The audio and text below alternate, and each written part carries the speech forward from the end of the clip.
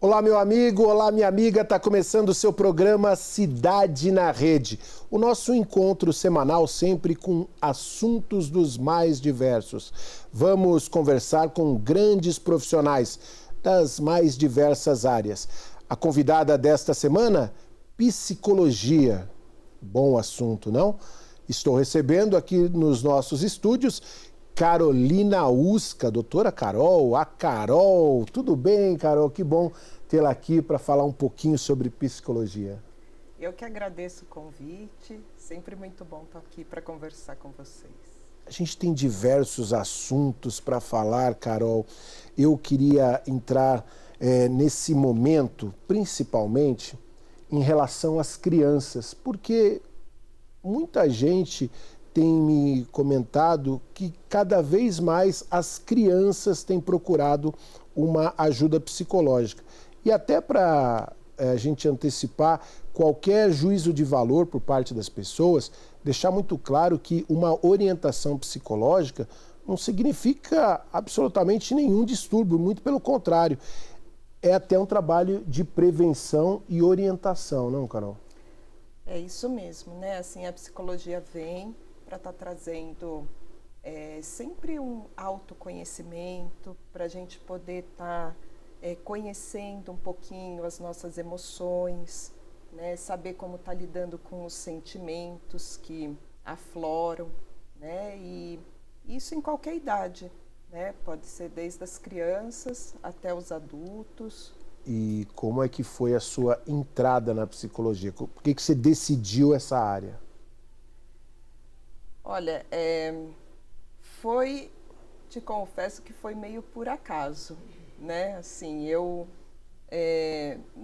não tinha ideia de estar fazendo a psicologia, mas eu sempre gostei muito de ouvir, né? E eu acho que esse foi o fator decisivo, né? Porque nessa área a gente precisa muito estar ouvindo para poder estar interpretando e ajudando as pessoas a...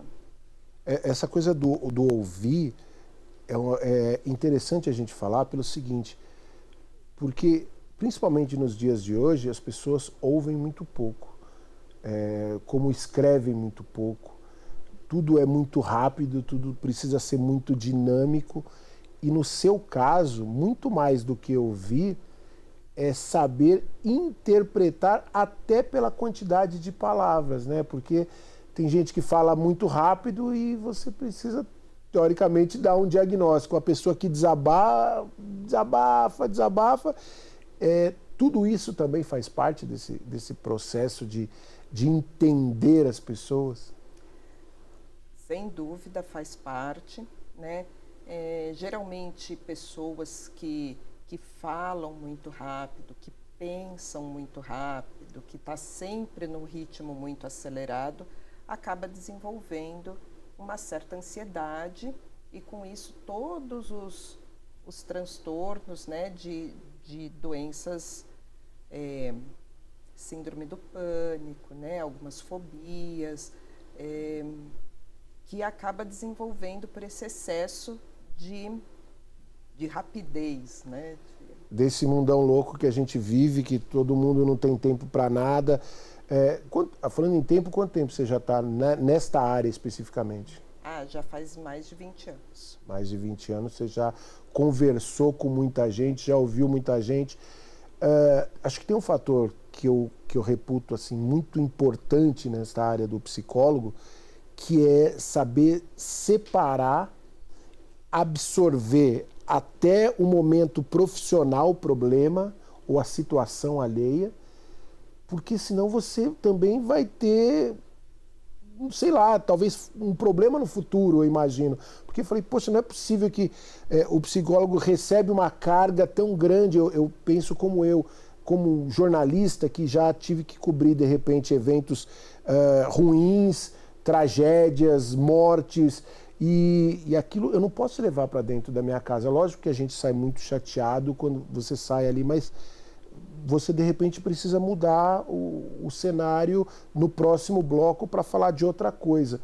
Para você esbarrou também com esse processo de, olha, é uma vida complicada, é uma situação complicada, é uma situação de total desequilíbrio, mas eu preciso também me resguardar disso. Sim, por isso que é muito importante um psicólogo também é uma pessoa, né? Também tem emoção. Não dá para esquecer disso. Não dá para esquecer. E assim, sempre que precisa, né, tá fazendo uma supervisão, né, com outro colega, né, que também atua, quando tem assim coisas que são muito próximas da nossa vida. E, né, lógico que também está fazendo a terapia, né, também é importante para cada vez mais a gente estar se conhecendo para poder fazer um bom trabalho, né? Fazer terapia, eu disse no começo, né, das pessoas procurarem profissionais e sem nenhum medo e sem nenhum rótulo, nenhum preconceito em relação a isso. Você recomenda que todas as pessoas, que a gente está falando para um universo, né, o Brasil inteiro nos acompanhando, e o que fica sempre é aquela coisa, não, eu não estou maluco, eu não preciso disso. Eu queria que você comentasse um pouquinho sobre isso, né? Porque a necessidade de repente, desabafar em algum momento com alguma pessoa e, evidentemente, com um profissional, porque você vai ter uma orientação muito mais técnica. Eu acho que é importante, apesar de que ainda existem alguns preconceitos, lógico que hoje bem menos, mas ainda existe. E eu acho que assim, não é que eu estou maluco ou que eu não sou louco, né? Tem que desmistificar que o psicólogo é só porque você tá maluco ou tá louco. Não, é porque eu quero saber lidar com as minhas emoções, né? Com os meus sentimentos. Então, por que tem um dia que eu acordo muito triste e daí eu não consigo render? Ou por que um dia eu estou esgotado e não consigo estar fazendo uma série de coisas? Então, assim, isso tudo faz parte de uma série de emoções que, se você aprende a estar lidando com elas, você consegue estar levando uma vida mais equilibrada, sem tantos altos e baixos. As pessoas comentam, às vezes, a gente brincou, né, do não tô maluco, mas aí dizem o seguinte: o psiquiatra é para a pessoa já desequilibrada, o psicólogo é para a pessoa que está começando. É muito importante a gente ter a palavra de um profissional, até para a gente poder desmistificar isso e em rede nacional, para que todos possam acompanhar, que são atividades absolutamente técnicas e absolutamente normais, assim como todas as outras. Como de repente, muito sadio você procurar um médico, um médico da visão, e necessariamente você não utiliza óculos, mas para você acompanhar ali, para saber se de repente você vai precisar, de você estar fazendo um check-up no seu corpo. Dentro da psicologia também muito isso, né? Aí a gente tem assim, eu costumo falar que quando você torce o joelho, você vai no ortopedista porque está ali físico, né? Então é fácil de estar vendo, é material. Mas muitas vezes você tem algum problema emocional, mas daí ele não fica claro que ele está ali. Mas ele precisa ser tratado do mesmo jeito que tem um joelho ali torcido. Então você precisa estar procurando um psicólogo. No caso do trabalho com o psiquiatra, a gente sempre trabalha junto. O corpo, né, ele fisiologicamente, muitas vezes, deixa de produzir algumas enzimas, algumas substâncias que pode ser por causa geralmente por problemas emocionais, né, assim, e que o psiquiatra vai ser muito importante para poder estar medicando, para poder estar suprindo essa defasagem, né?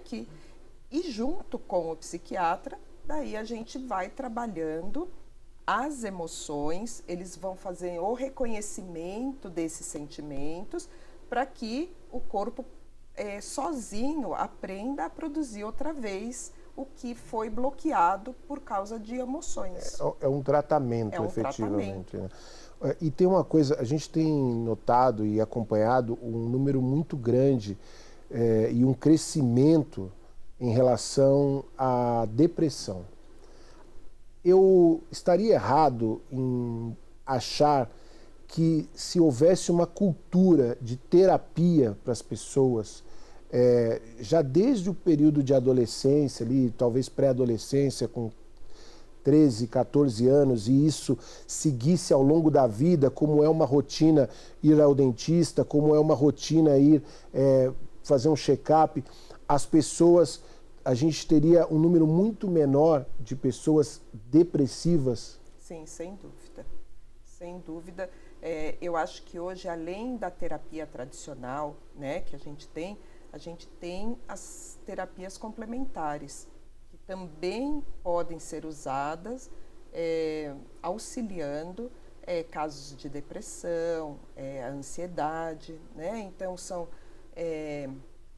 técnicas de medicina chinesa, de cromoterapia, de aromaterapia, que já tem comprovação científica e que pode ser usado e que é um tratamento como se regular, como se fosse ao dentista, aos check-ups, se fizesse semanal ou quinzenal ou mesmo mensal, ia diminuir muito. Ô Carol, tem uma coisa também que às vezes eu fico na dúvida, porque conversando com alguns amigos, volta e meia a pessoa diz assim, eu acho que eu tive depressão. Ou então eu tive princípio de depressão. Lógico que estar do seu lado é muito bom e a gente falando para tanta gente de poder orientar, mas às vezes o adverso, a tristeza, porque a tristeza faz parte do processo. As pessoas, sabe, ficam tristes, mas ter um nível de diferenciação de dizer o seguinte, estar chateado, perder, porque a vida ela é formada muito mais por derrotas do que vitórias. É só a gente pensar numa competição que entram 20 equipes, uma vai ser campeã. Então 19 vai perder, não tem como ser, é matemático a coisa. E eu acho que às vezes se coloca essa coisa a depressão e necessariamente é algo que não foi orientado por um profissional e simplesmente é um momento de decepção.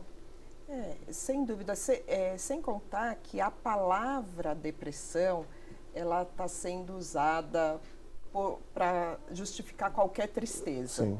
Né? Então, assim... Seria um nível elevado de tristeza, né? Tem vários fatores associados aí por isso que é muito importante estar consultando um psiquiatra ou estar indo, né, consultando um psicólogo para poder estar identificando, porque muitas vezes nem é uma depressão, mas daí como já ficou rotulado que a tristeza ali é depressiva, então a pessoa já até incorpora... Ela se entrega ao problema. Eu estou depressiva. Eu estou depressiva e não... Né, e não. Por isso que é importante o autoconhecimento, você saber, né, não, isso daqui é uma tristeza, e tudo bem sentir tristeza de vez em quando, ou, é uma pessoa agressiva, por quê? Porque ela ficou brava, ou porque ela teve raiva de determinada pessoa, ela é ruim, ela é do mal, porque ela sentiu raiva. Não, tudo bem sentir raiva de vez em quando. Né? Eu acho que esse é um ponto que a gente tem que, lógico que é um debate muito mais amplo, mas as pessoas deveriam começar a pensar, e para mudar isso, a única coisa que eu consigo ver, lógico, é através da educação, né? Através de uma disciplina e de uma cultura das pessoas entenderem que acompanhar um profissional, um psicólogo desde pequeno, é algo que vai te dar uma sustentabilidade até emocional. A gente precisa de sustentabilidade de uma série de coisas. Você precisa se preocupar com o seu corpo, mas você precisa também se preocupar com a sua mente. E aí é o que você disse, né? O joelho é fácil de ver que está machucado, né? Porque ele está roxo, tá doendo, mas o emocional ele fica te castigando e o outro não vê. O outro fala, aquilo ali, aquele rapaz é metido, porque ele não conversa muito e na verdade ele está precisando de alguém para conversar com ele, né? Para conversar. Isso é muito bacana. Carol, eu quero falar um pouquinho sobre crianças com você, porque a gente tem visto também as crianças necessitando também de uma orientação psicológica, mas no próximo bloco, você fica aí que daqui a pouco a gente volta, você está no Cidade na Rede. Daqui a pouco tem mais.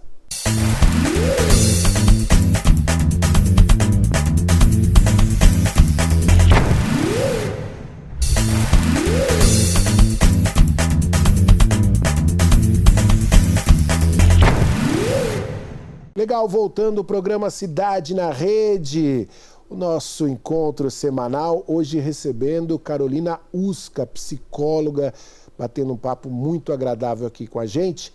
Carol, eu falei no outro bloco que iríamos falar um pouquinho sobre criança.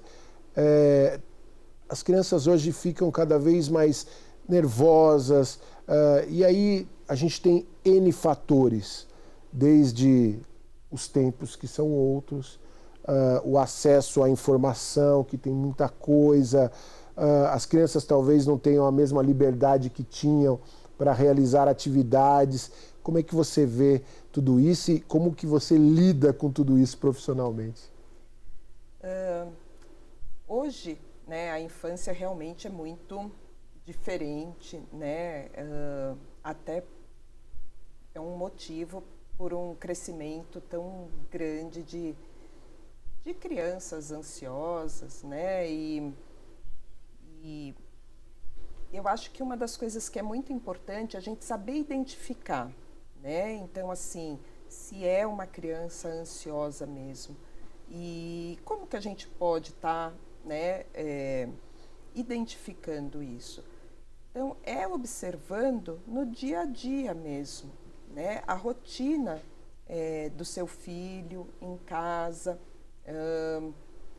se tem alguma mudança na alimentação, né, dele, se ele deixou de comer ou se ele está comendo compulsivamente, na rotina de sono, né, se está tendo pesadelos, são fatores, né, que vai estar ajudando você a estar identificando e daí, como a gente falou no bloco anterior, de estar procurando uma ajuda, né, enxaquecas, até distúrbios digestivos, né? Então, assim, são tudo fatores que levam a crer que essa criança está passando por um momento que ela não está sabendo lidar com as emoções. Carol, o que é, se existe, né, uma diferença ou a diferença simplesmente está no tempo? Mas antigamente, quando tinha a zoeira na escola, a bagunça na escola, hoje muito se dá, e existe a palavra bullying. Eu particularmente cresci, eu nem cresci tanto com o bullying de ser gordinho, porque o gordinho na minha vida foi uma coisa mais do adulto. Mas eu sempre cresci com a brincadeira de ser o quatro olhos da turma. Então todo mundo, quatro olhos, não sei o quê. E não sei, eu acho que isso nunca interferiu na minha vida, eu nunca tive um problema em relação a isso. Hoje a gente tem visto muito mais, se não talvez o fato de acontecer dentro das escolas, mas pelo menos a divulgação e a forma de lidar. Existe alguma diferença? É lógico que quando vai para agressividade, mas isso sempre existiu e aí sempre esteve errado.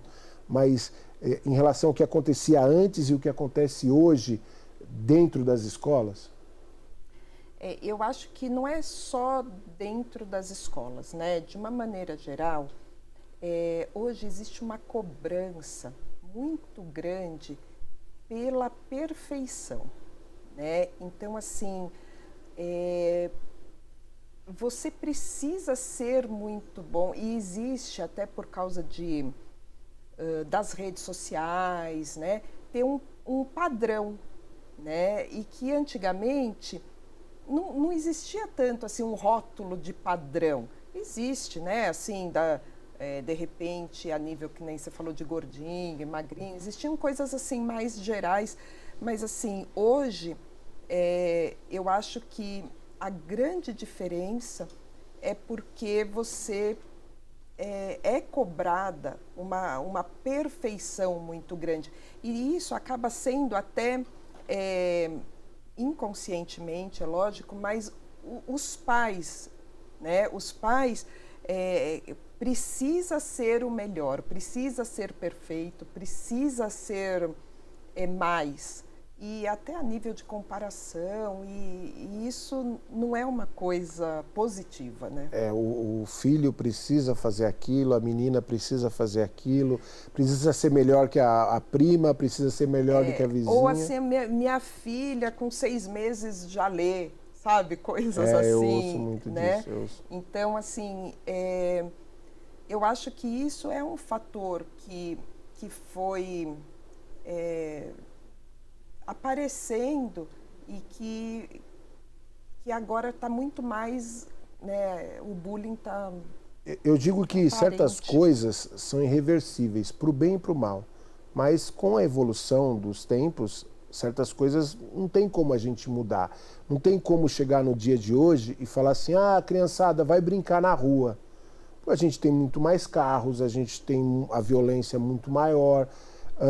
Então, assim, as crianças estão crescendo dentro de condomínios, as crianças estão crescendo muitas vezes dentro de apartamentos, de casas fechadas. A gente vai pagar um preço por isso no futuro? E a gente, aliás, já está pagando um preço, porque isso não começou, a gente está falando talvez de 20, 30 anos para cá? Não, com certeza, né? E por o outro lado, né, da cobrança muito grande, a gente acaba deixando essa criança numa bolha, né, aonde ela não pode ter muitas experiências, né? Então que nem não pode brincar na rua, então não dá para ralar o joelho, né? Não pode tem uma violência muito grande, então jogando videogame ele nunca vai ralar o joelho. Nunca vai ralar o joelho, né?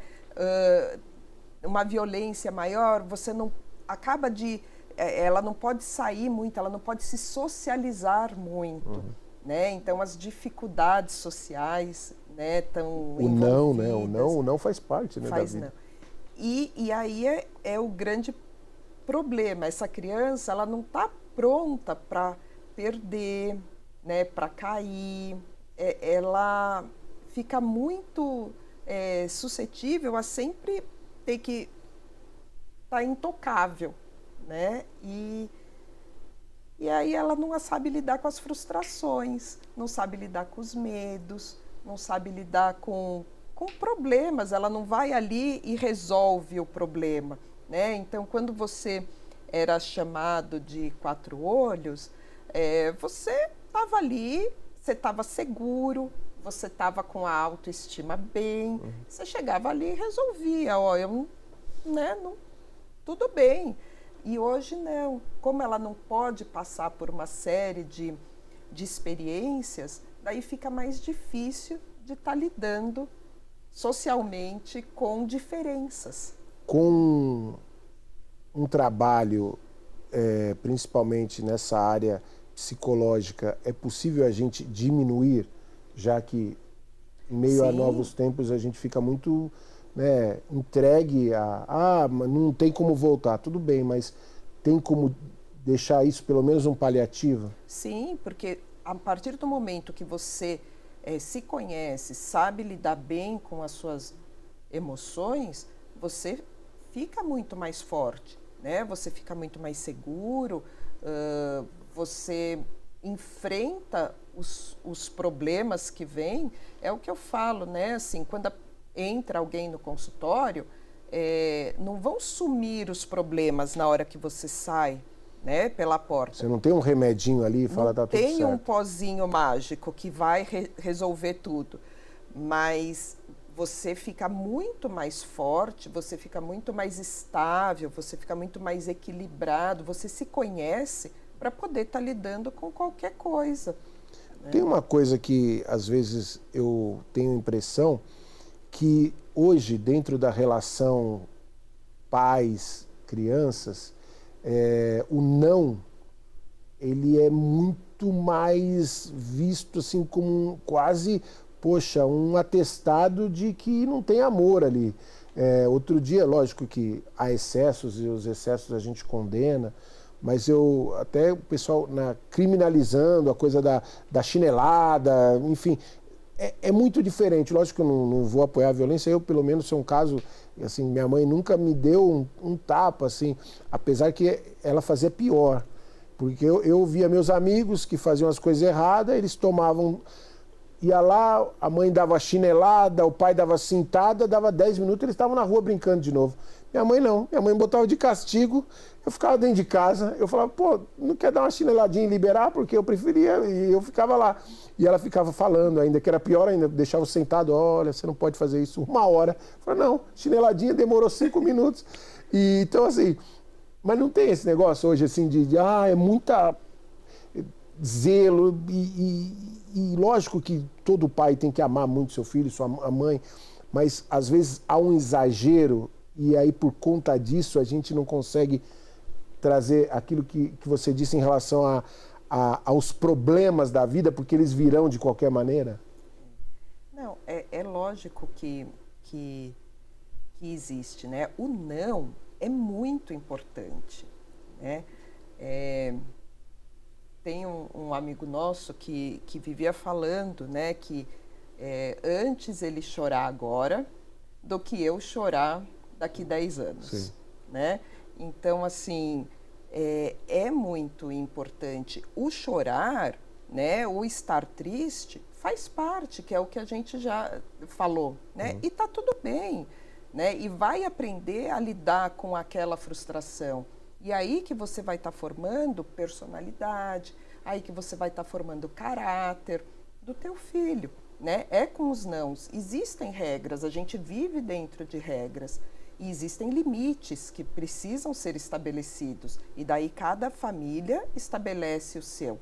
Eu acho que nunca com violência, mesmo porque não resolve, né? Mas o não é parte importantíssima da educação.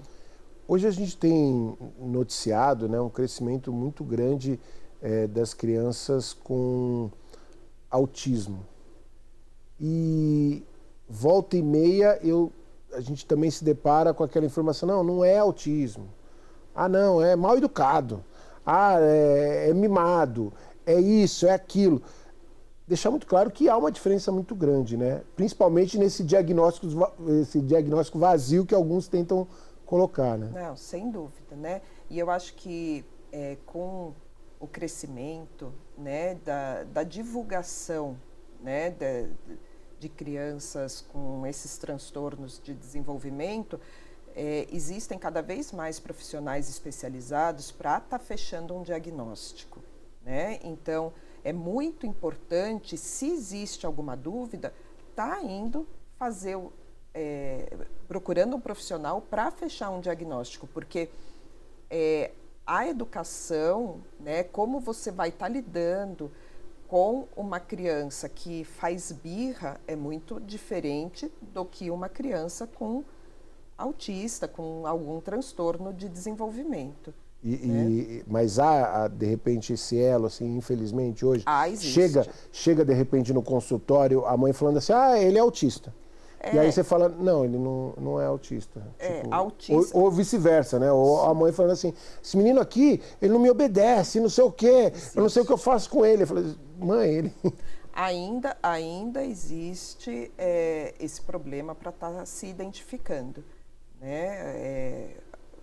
Se é ou não é, né? Mas ainda mais com profissionais com crianças hiperativas, porque muitas vezes elas são confundidas com crianças felizes. Ah, mas meu filho corre muito, ele tem muita energia, ele brinca. Ótimo, bom, né? Não é por causa disso que ele é uma criança hiperativa, que são muito diferentes, né? E hoje, muitas vezes, eu vou ter um filho, mas eu queria que ele programar. Você dorme agora você come. A gente não está muito longe disso, né? A gente já está caminhando, as pessoas já estão pré-fabricando aí seus filhos aí, através de embriões, assim, e falam assim, eu quero olho azul, eu quero que ele seja canhoto. Daqui a pouco a tecnologia não dá pra gente duvidar disso, né, cara? Então, mas daí fica muito difícil, e geralmente daí assim, é porque ele é hiperativo, porque tem TDAH, né? Então, e não é, às vezes, e muitas vezes, é uma criança sadia, uma criança com energia, né? A gente está caminhando para o final do programa, mas tem um ponto que eu queria colocar, que é muito importante, principalmente nessa área, que é a automedicação para as crianças. Aí o adulto pega um remédio porque ele ouviu dizer que uma pessoa é depressiva, que uma pessoa tem crise de ansiedade, que uma pessoa, enfim, tem qualquer enfermidade e dá para uma criança pensando em resolver. Isso acontece também, né?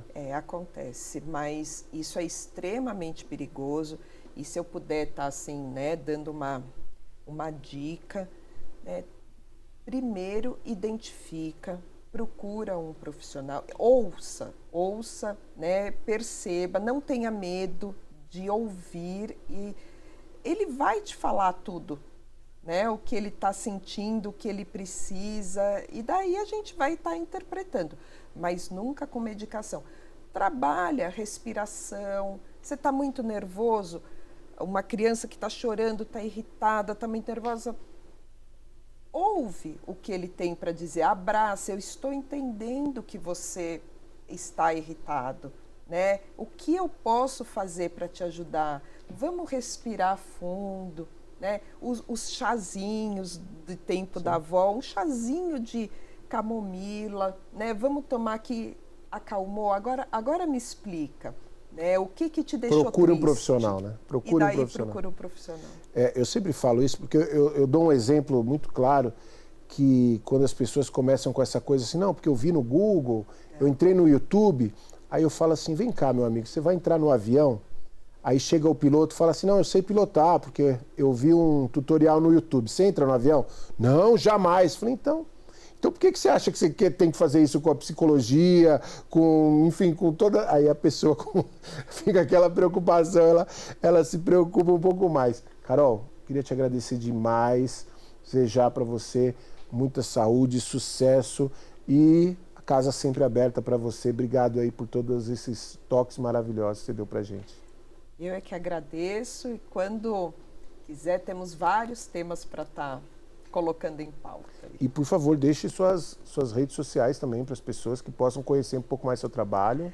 No Instagram, Carolina Uska, né? Agora estou inaugurando... Uska, como é que é? H-O-U-S-S-K-A. Não é fácil, a gente vai estar colocando aqui, fica tranquila, tá colocando na tela aqui, porque como é que é? H-O-U-S-S-K-A. Não é fácil, não. Não dá para passar por telefone, não. Carol, obrigado. Obrigada, eu que agradeço. Carolina Uska com a gente aqui no Cidade na Rede. Muito obrigado pela sua audiência. Semana que vem a gente volta com muito mais para vocês. Valeu, galera. Valeu, Brasil.